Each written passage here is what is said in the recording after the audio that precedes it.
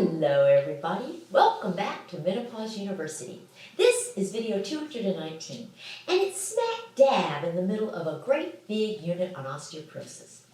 My goal with this unit on osteoporosis is to ensure that you are not smacked off guard by a situation in which you have no idea that you have osteoporosis until you fracture your spine, hip, or wrist.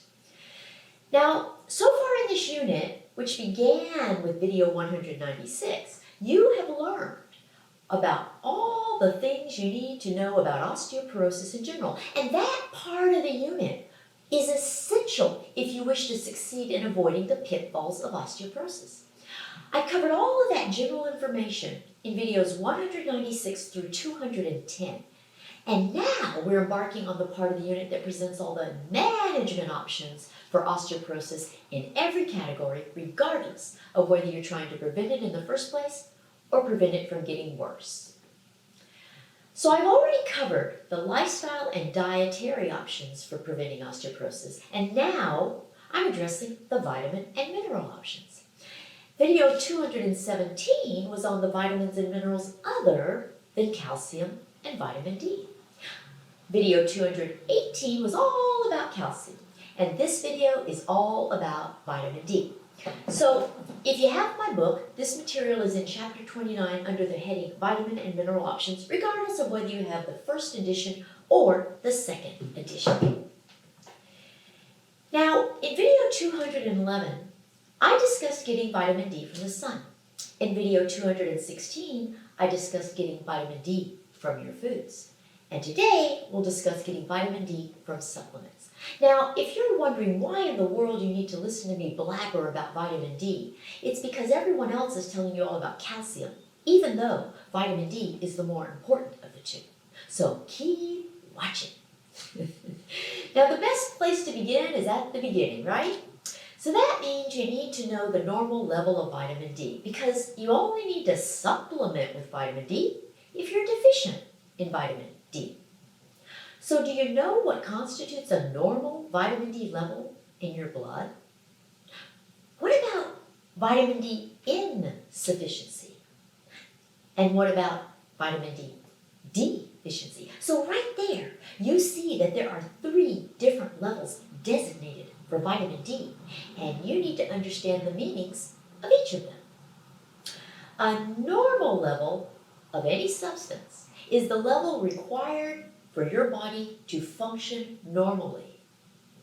The normal level is always a range, and as long as you have a quantity that is within the range, your body is satisfied and it can perform all its duties optimally and normally. Insufficiency is a level lower than the normal level of a substance such that your body cannot function normally, certainly not optimally. There's still some present, but it's less than what your body needs. Deficiency means that your body perceives the substance as missing.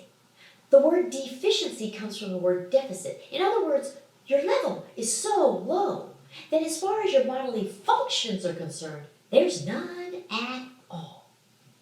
So, according to commonly accepted laboratory standards, here are the ranges of vitamin D for each of those 3 definitions. A vitamin D level that is normal is greater than or equal to 30 nanograms per milliliter. Vitamin D insufficiency is a range between 21 and 29 nanograms per milliliter. And vitamin D deficiency is anything less than 20 nanograms per milliliter.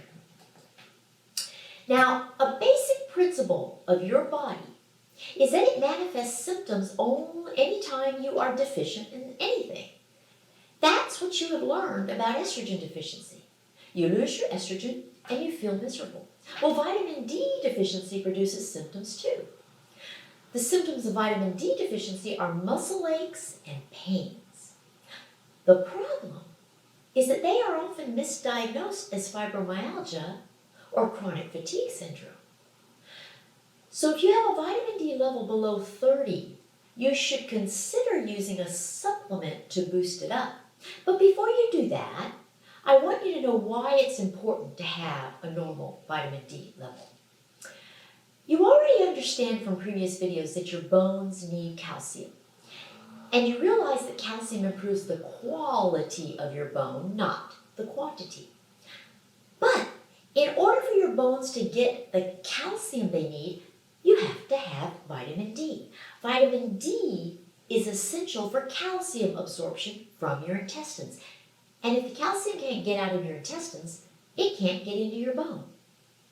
In fact, despite all the focus on calcium for your bones, vitamin D is actually more important for your bones than calcium is. If you recall that long list of risk factors for osteoporosis that I presented in video 203, vitamin D deficiency increases your risk of osteoporosis much more than calcium deficiency does.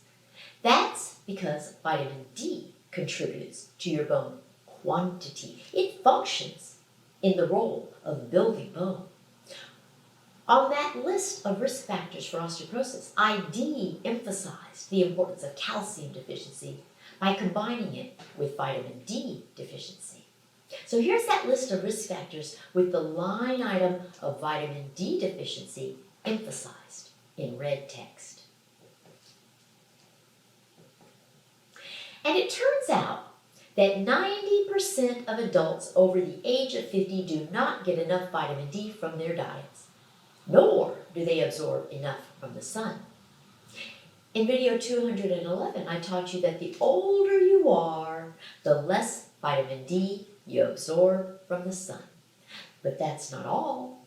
The more obese you are, the more likely you are to be deficient in vitamin D. And the darker your skin, the more likely you are to be deficient in vitamin D. Additionally, there are some medications that interfere with your body's ability to utilize vitamin D. They include anti-seizure medications and medications for reflux, heartburn, and indigestion.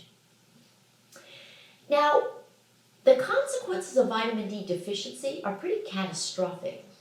In fact, unlike calcium, vitamin D deficiency is directly associated with an increased risk of fractures from osteoporosis.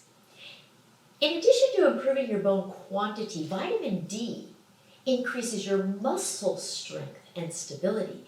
And the result of increased muscle strength and stability is that you are less likely to fall. In video 211, I also taught you about fall-proofing your home. Well, vitamin D serves to fall-proof your body, sort of. So vitamin D serves to reduce your risk of falling. So maybe you want to know how significant this reduction in falls is when you have adequate vitamin D. Well, it has been quantified in studies, and it's a reduction of about 46 to 65%. That's a lot. So, what if you discover that you do have insufficient or deficient vitamin D? What should you do? Let's say you discover that your vitamin D level is 10 nanograms per milliliter, with 30 being normal and anything under 20 being deficient. You need to get your levels up a lot. Which of the following is best for doing so? This is like a mini quiz question. Is it A, get an intramuscular injection of 100,000 international units of vitamin D? Or B, take a 50,000 international unit capsule of vitamin D once a week for 8 weeks, followed by a 50,000 international unit capsule every 2 to 4 weeks after that?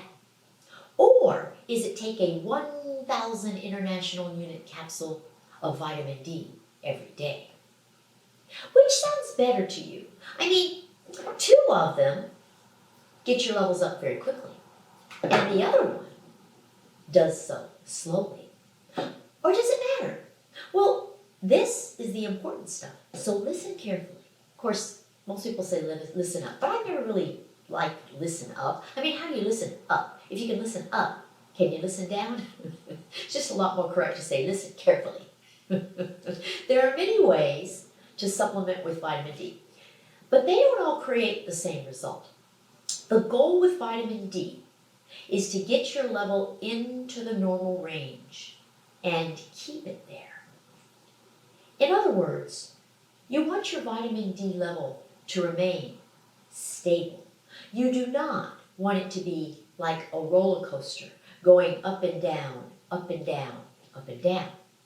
But some forms of vitamin D supplementation produce the roller coaster effect, and others do not. So the better way to supplement would be to take the vitamin D supplement on a daily basis. The bottom line is that you want to mimic the steady, stable level that you're trying to achieve. Weekly or monthly high dosages produce the roller coaster effect that you want to avoid. So you're really better off taking a smaller dosage daily than you are taking a larger dosage weekly or monthly. But this is not a one-size-fits-all solution. Dosing has to be tailored to your own specific needs. Generally speaking, people younger than 65 need at least 1,000 international units per day of vitamin D, while those older than 65 need at least 2,000 international units a day.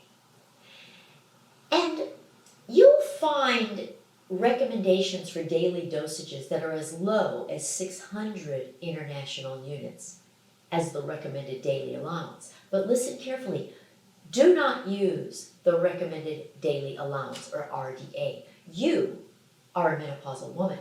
You need more than the RDA. Now the next thing to consider is the two different forms of vitamin D. There's vitamin D2, also known as ergocalciferol, and there's vitamin D3, also known as cholecalciferol. Do you know their differences? See if you can answer this question. Which of the following is true regarding the differences between vitamin D2 and vitamin D3? A. Vitamin D2 is formed in your skin as a result of sun exposure. Vitamin D3 is found in foods. B. Vitamin D2 comes from plants. Vitamin D3 comes from animals. C. Vitamin D2 is more effective at increasing your vitamin D levels. Vitamin D3 is less effective at increasing your vitamin D levels. D. Vitamin D2 supplements are of higher quality and do not degrade over time. Vitamin D3 supplements are of lower quality and do degrade over time. E. All of the above. F. None of the above. G. A and C above. H. B and D above. I. A, C, and D above. Kind of tricky, isn't it? You see, most people do not have these two different types of vitamin D straight, and my goal is to make it easy for you to remember their differences. So here's the quiz question again with the answer in bold. So now let's delineate their differences and make it very easy to remember them. Just remember that 3 is greater than 2, and D3 is greater in every way than D2. Here's why. I've taught you that the best way to get vitamin D is from the sun, and the form of the vitamin D that you get from the sun is vitamin D3. So your skin makes vitamin D3 when exposed to the sun. I've also taught you that there are only a few foods that contain vitamin D, and they are all foods that come from animals. And vitamin D3 is from animals, while vitamin D2 is from plants. Now, we're talking about a supplement if you have low levels of vitamin D, and vitamin D3 raises your vitamin D level much more efficiently than vitamin D2. And finally, vitamin D3 is of higher quality than vitamin D2, which degrades over time. So here's a little chart of these differences. The chart is really simple. You have vitamin D2 in red for stop and vitamin D3 in green for go. And D3 is greater than D2 in every way. So just remember, 3 is greater than 2. But what if you get too much vitamin D? What if you go to a practitioner who gives you a huge dosage? How would you know if you had vitamin D toxicity? Vitamin D toxicity has been reported with dosages exceeding 10,000 international units. Well, the symptoms include bone pain, nausea, excessive urination, and excessive thirst. Now, if you experience vitamin D toxicity, you just need to recognize it. And if you avoid getting huge dosages that produce a roller coaster effect, you probably don't have to worry about it. As I've done for the other management options, I will put vitamin D on our T scale so that you can see where it falls in the realm of osteoporosis management. Here you see that I've placed vitamin D in 2 places. If you don't have bone loss, it will help prevent bone loss because it increases your quantity of bone.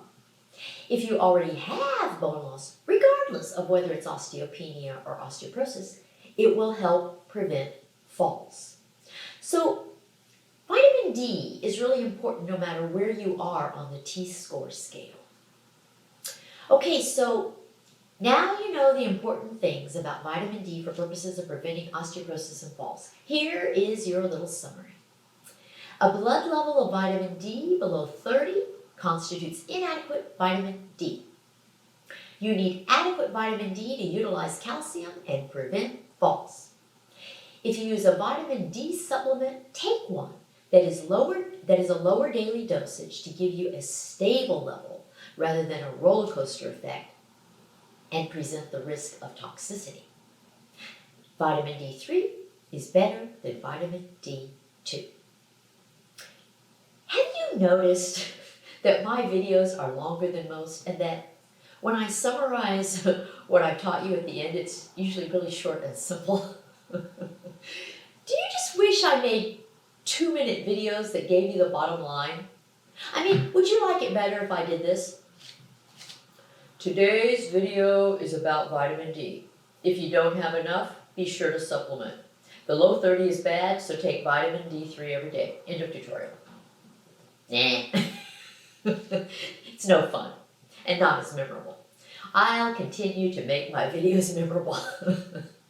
You can find both charts in the link below the screen, right below the screen, or at my website, menopausetailor.me. And you can schedule a consultation for anything under the sun at menopausetailor.me. I mean, you know, I've helped men whose wives were dealing with menopause. I've helped men who are dealing with male matters. I've helped teens dealing with puberty. And I'm happy to help you with whatever you need. So don't hesitate to schedule a consultation. And be sure to subscribe to my channel and follow me on Facebook, Twitter, and Instagram. Next week, I'll address more on calcium and vitamin D in the bigger picture. Don't miss it. Bye.